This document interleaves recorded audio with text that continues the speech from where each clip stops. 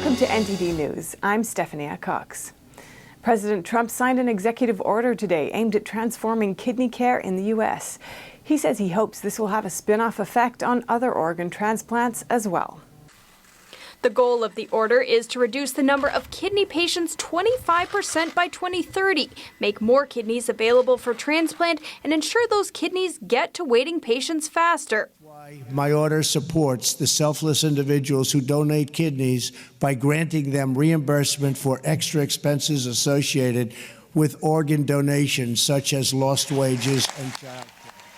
According to the Center for Disease Control and Prevention, kidney disease was the 9th leading cause of death in the U.S. in 2017. An estimated 17,000 additional Americans could receive kidneys that they desperately need. We think that's going to happen. We think that number is very doable, and it could even be higher than that. Trump's plan includes encouraging healthcare providers to diagnose Medicare patients earlier, allowing patients undergoing dialysis to do so from the comfort of their own home, and partnering with private enterprise on medical breakthroughs. We are going to prioritize a truly transformative goal, the development of an artificial kidney. This is the first kidney-focused executive order since 1973. S&P 500 rose above 3,000 for the first time today after Federal Reserve Chairman Jerome Powell signaled a rate cut is likely this month. NTD reporter Jeremy Sandberg has the details on Powell's testimony and its effect on the stock market. The Dow, S&P 500, and NASDAQ all hit new intraday highs today after Powell's statements at the House Financial Services Committee hearing on Capitol Hill. Powell said that since Fed officials met last month, cross-currents have reemerged and that the case for a more accommodating monetary policy is stronger. Uncertainties around trade tensions and concerns about the strength of the global economy continue to weigh on the U.S. economic outlook. Powell indicated inflation has fallen further from the Fed's target and that business investments slowed recently as uncertainties over the economic outlook linger. The Fed chairman says the strong jobs report last Friday did not change the Fed's outlook and that the Fed will act as appropriate to defend economic expansion. Powell also warned of Facebook's new digital currency, Libra, saying, Libra raises many serious concerns regarding privacy, money laundering, consumer protection, and financial stability. The Fed chairman urged Congress to raise the federal borrowing limit, saying it is a substantial risk to the economy. The Treasury Department has cautioned it may run into problems paying its bills on time unless the debt ceiling is raised or suspended. At market close, major indices were up, with a strengthened case for a rate cut at the Fed meeting on July 30th and 31st. Jeremy Sandberg, NTD News. New York Democrat Alexandria Ocasio-Cortez has led the charge in seeking to abolish immigrations and customs enforcement, better known as ICE. Now she's calling for its parent agency, the Department of Homeland Security, to also be abolished. NTD's Holly Kellum has the reactions from both those in the agency and her peers in Congress. Would you get rid of Homeland Security too? I think so. I think we need to undo a lot of the egregious mistakes of the Bush administration. Without elaborating, she said the Department of Homeland Security is a very large threat to American civil liberties. Her remarks have drawn the ire of her Republican colleagues. And the level of just absolute irresponsibility among someone who clearly is one of the intellectual leaders now of the Democratic Party is really stunning. As well as at least one Democratic colleague. I'm not sure why my colleague felt the need to talk about abolishing your agencies. Besides ICE, Homeland Security includes Customs and Border Protection, FEMA, the Coast Guard, Secret Service, TSA, Citizenship and Immigration Services, and more. The 22-department agency was established in 2002 in direct response to the 9/11 terrorist attacks. This Customs and Border Protection rep was asked what the repercussions of dissolving his department might be. There'd be no one to process people coming and going across the border, either U.S. citizens or visitors. A rep for the Transportation Security Agency, better known as TSA, was asked the same. If TSA were not there, the security of transportation systems, not solely air travel, would be in some degree of jeopardy. Would each of you agree that it would be irresponsible to talk about abolishing these agencies that perform such very important tasks on behalf of the American people? Yes. Yes, sir. I would agree with that. House Republicans worry that this attitude is drifting into talks on defense spending. They say that what used to be a bipartisan goal of adequately funding the U.S. military has now become partisan. Holly Kellum, NTD News. Do Americans want to add a question about citizenship to the census? Most say the government should be able to ask the question. NTD's Miguel Moreno took a stroll down Manhattan to see what New Yorkers have to say. The Trump administration wants to add a question to the census, citizen or non-citizen. The question was blocked by the Supreme Court, which called its justification contrived. But the latest Harris poll shows that 2/3 of Americans believe that the census should be able to ask the question. We asked a few New Yorkers if they thought the question should be added. In my opinion, you can't have people that are not citizens, okay, that are being counted. Okay, you have to find out who's in this country, who's in the country legally, okay, and who are citizens of the country. The census is to tell, how many people are living in each state, to make sure resources are available. It's not to determine who's a citizen and who's not. That's not the purpose, and it should not be added. Do you think the question should be added to the census? Absolutely. And why is that? Well, we should find out who's in the United States and why and what their ethnic backgrounds are, and, why not? Opponents of the question have said that it would turn away immigrants who fear being deported, but to clarify, the question does not ask if someone is here legally or illegally. For example, legal immigrants could be considered non-citizens. Attorney General Barr said on Monday that he did not agree with the court's decision to block the question and that the administration will likely take action to add it. Miguel Moreno, NTD News. The Affordable Care Act may soon be in critical condition. Attorneys from a coalition of Republican-led states are pushing to have the law, commonly known as Obamacare, overturned. Obamacare is on the table and the knives are out. It is unconstitutional to mandate that people have to be forced to buy what the federal government tells them to do so. We will fight the administration tooth and nail and stand ready for whatever comes next.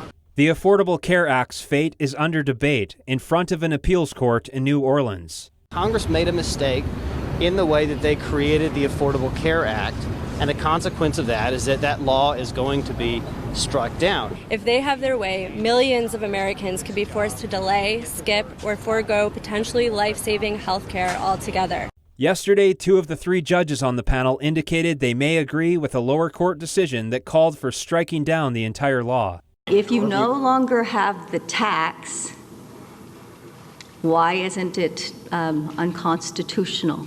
Most Republicans, including President Trump, are against Obamacare. The Affordable Care Act really has been a Trojan horse for a whole lot of other policies that, frankly, are not particularly popular. Most Democrats want to keep it.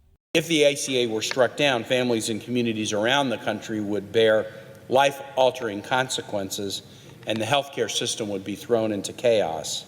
If the appeals court upholds the decision, Obamacare could wind up before the Supreme Court. The first tropical system to slam the U.S. this year is expected to make a landfall as a hurricane. The storm is already drenching New Orleans and causing widespread flooding in the city's historic French Quarter today. The National Hurricane Center predicts Tropical Storm Barry will form tomorrow in the Gulf of Mexico. By Saturday, it is expected to strengthen into a hurricane and make landfall in Louisiana. The New Orleans area is already seeing the first tornado warning and flash flood emergencies spawned by the tropical system. Lines of thunderstorms associated with the system dumped as much as 7 inches of rain on New Orleans in 3 hours this morning. Mississippi and Texas have also been at risk of torrential rains. The National Weather Service's New Orleans office announced on Twitter a tropical storm and storm surge watch has been issued for a portion of the Louisiana coast.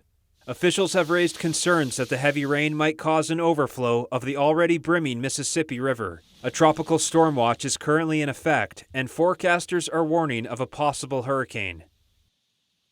It's been almost 2 years since the devastating Tubbs fire broke out in Northern California.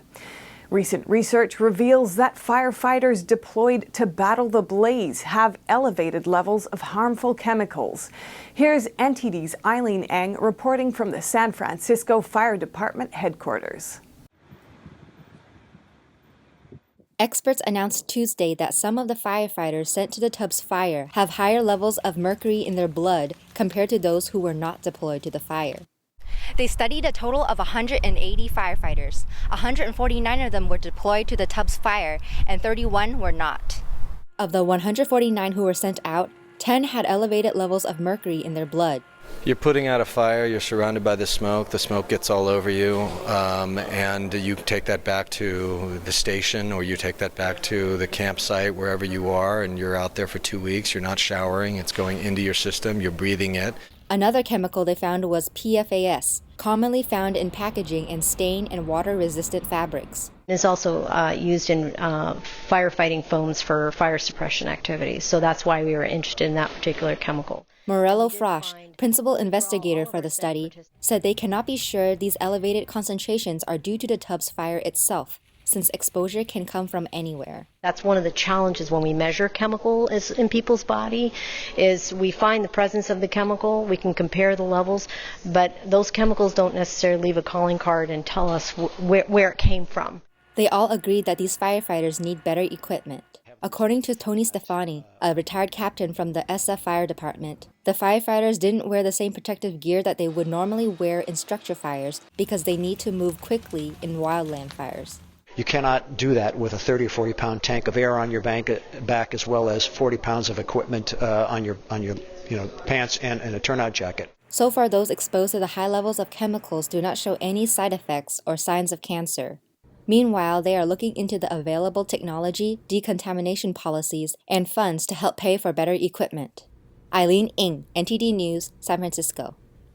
The UK ambassador to the US resigning in a letter Wednesday saying he wanted to put an end to the speculation about his position.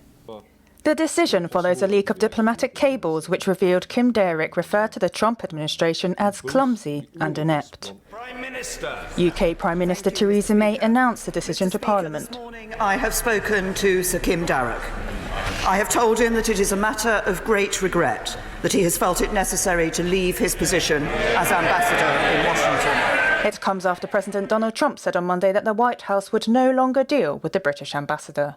The president has made very clear the way he feels about the comments made by the UK ambassador to the US. Earlier, Trump had posted on Twitter calling Derrick wacky, a stupid guy, and a pompous fool.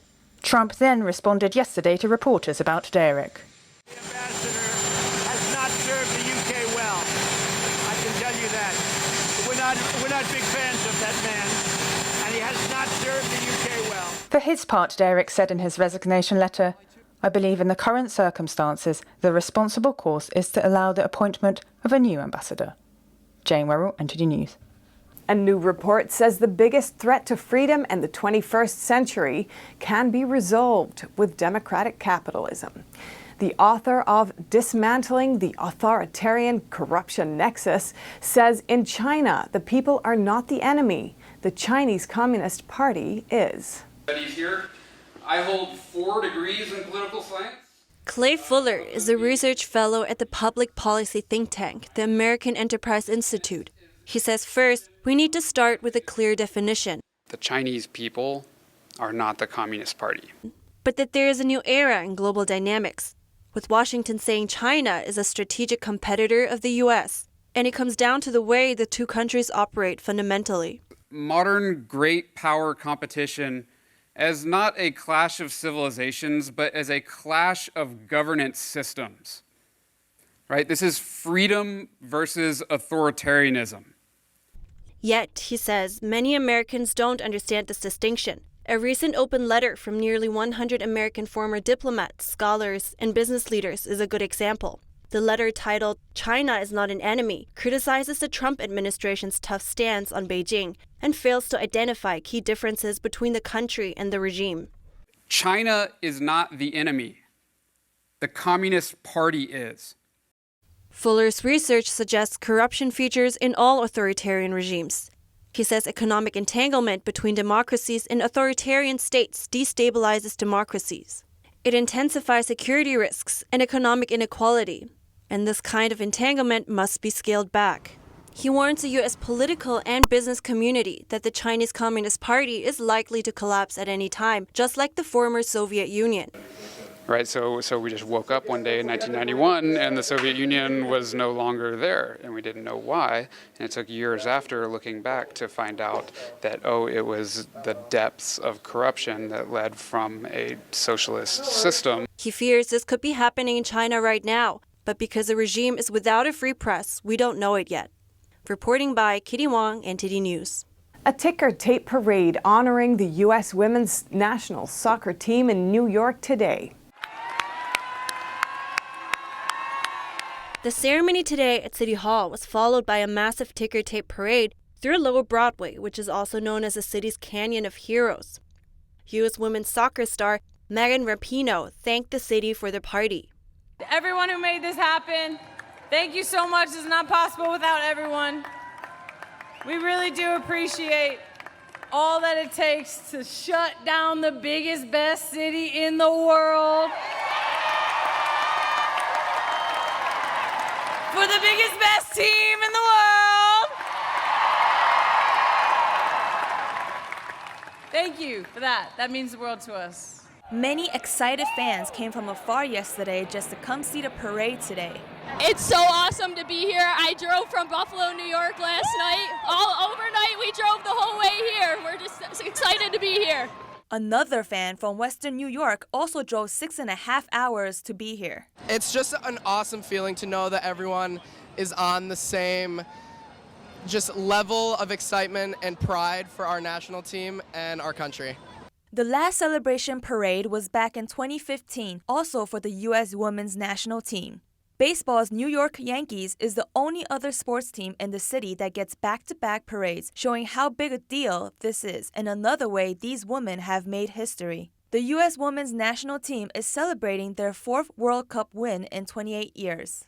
From father to son, keeping traditions alive. CEO of this luxury brand tells the story of his very British products. My father, he was one of the last men to wear a bowler hat. I think he's looking down, checking up on me today. Yeah. Hopefully saying good things. Yeah. Founded by his father, Jerry Ettinger, in 1934, Robert Ettinger is keeping the traditions of the family business alive. The products of Ettinger reflect the subtleties of a culture that's very British. The British have they've never blown their own trumpet. Probably not enough nowadays, but that's British and it's the way we are. We're not boring, but we're a little bit eccentric somewhere. A flash of colour is a typical feature of Ettinger. In fact, these 4 colours are the colours of British banknotes. One wallet is made up of around 80 to 90 pieces. The cutting is done by metal cutters and the sewing by machine. But everything else in between is made by hand. The younger generation, he says, wants things that aren't huge international brands, but things that are made beautifully and take time to make. This British attaché case has started to come into fashion again. This style has been around for 200 years, so it hasn't really changed. Recently named as one of the 50 most influential people in British luxury, his father's bowler hat fits him perfectly. He won't wear it in public in England, but he will on his travels. I sometimes wear the bowler hat and umbrella when I visit Japan and Korea, and then wear it when I'm walking down the street, and people just love it. A notebook to commemorate the company's 85th year, illustrated by Rory Dobner, features an owl with a bowler hat, always with an umbrella. The umbrella, in those days and still now, you can get your address and your name inscribed on the metal, so that if you lose it, people are honest, and you will get it back. And even if you don't wear a bowler hat, it's wise to carry around an umbrella, at least here in England. Jane Worrell, NTD News. First there was Mercury, then Gemini, Apollo, and the Space Shuttle. For the last 2 decades, it's been all about the International Space Station. It's part of the blossoming space economy for lower Earth orbit. Exactly what does the space economy offer? The International Space Station represents the longest continuous human presence in low Earth orbit. As a working laboratory, the astronauts are its researchers. The amazing thing about the space station is that it's a place where we do research, we're simulating aspects of future space missions, and at the same time, we also have commercial providers that are coming in and becoming part of the space economy. The space economy is in many ways the latest form of the space race. Low Earth orbit, the space occupied by the ISS, is defined by NASA as the area in Earth's orbit close enough for easy transportation, resupply, and communication. Low Earth orbit gives you access to a place where gravity is no longer a dominant force like it is on Earth. It also is a place where you can potentially harness laws of physics in ways you can't on Earth to make products or other things that can't be produced here. If you're going to have an economy in space, you've got to have supply and demand. And you have to have the research capabilities that a lot of small companies are now providing. Some commercial companies like Space Tango, which facilitates manufacturing and research in microgravity, already have a presence on board the ISS, while others have designs on starting their own. On the ISS now, government is the landlord, if you will. We run the platform with our partners. That's not sustainable in the long run because we have exploration goals. So we need to turn low Earth orbit over to the commercial sector, and then we become a customer. In the last year or so, NASA has pivoted to starting to enable companies to learn that they can actually produce something in space. NASA took a big step in that direction last month, with the announcement that private astronauts with approved research projects can pay their way onto the ISS, and companies can bid to use a port on the station. More and more, it seems, the human presence in low Earth orbit is set to expand in ways we've never seen before. And that's all for today's NTD News. Thanks for tuning in. I'm Stephanie Cox.